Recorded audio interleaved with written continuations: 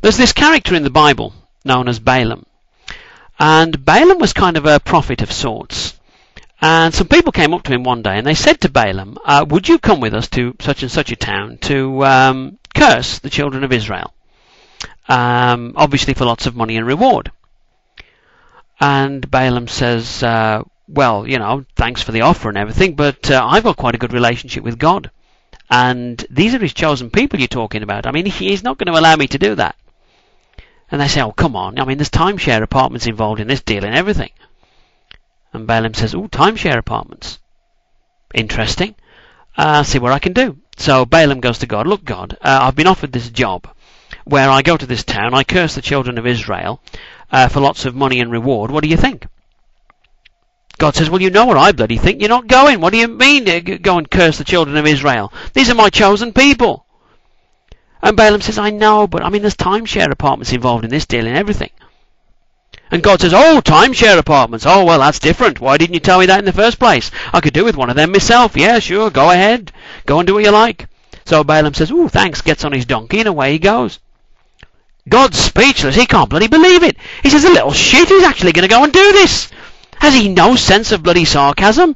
You know, was I too subtle there? I can't believe he's actually going to do it. Has he no intelligence? So obviously God's not going to let this happen.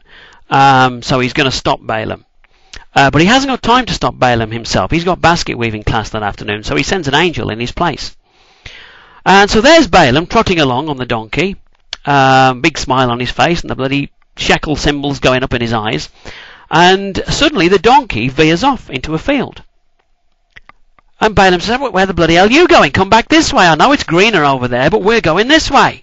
This is our direction.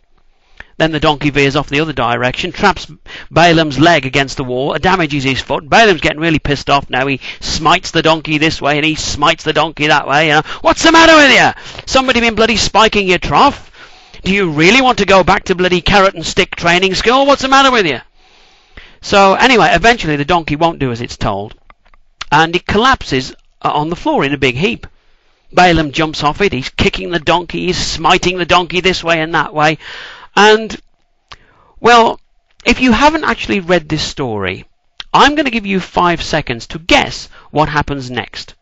However, here's a warning. If you do actually guess correctly, you probably need psychotherapy. Okay, here come your 5 seconds.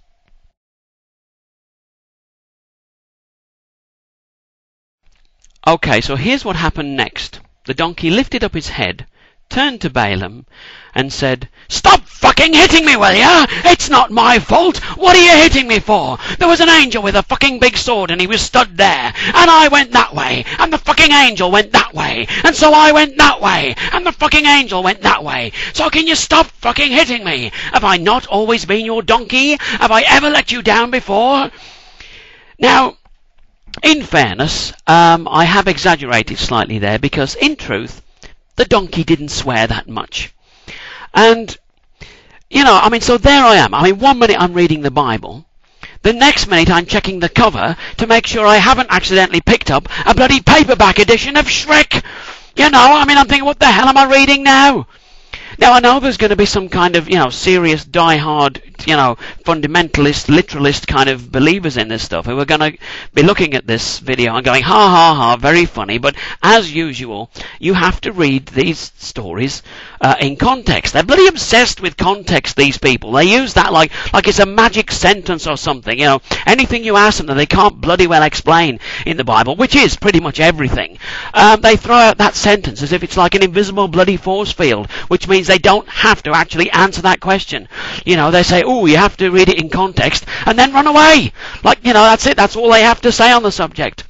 But anyway, I say in this case, in context of what? It's a fucking talking donkey. And then they'll say, well, no, hang on a minute. You have to realize we've already taken the Olympic-style bloody leap of faith right from the beginning of the book that the whole thing is true. You know, that Adam and Eve lived and there was a talking snake. I mean, a talking snake, you know, compared to a talking donkey, I mean, that's more difficult. Is it got the wrong kind of mouth?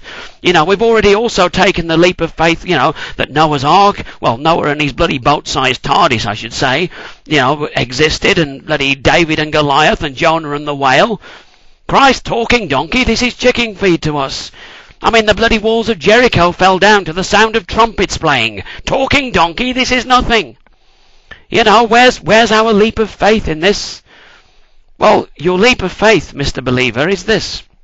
Not that the donkey lifted up its head and started to talk to Balaam, but the fact that without a pause, Balaam answered it fucking back. He went, "Oh, is that right, donkey? I do apologise. My fault entirely. We just don't talk often enough, me and you, do we? Shall we open up a bit of a dialogue? What about Monday mornings? Are they good for you?" What? 3 words out of that donkey's mouth. You wouldn't have seen my backside for dust. The bloody roadrunner on motorised rocket skates wouldn't have been able to catch me. Balaam's bloody donkey. Christ.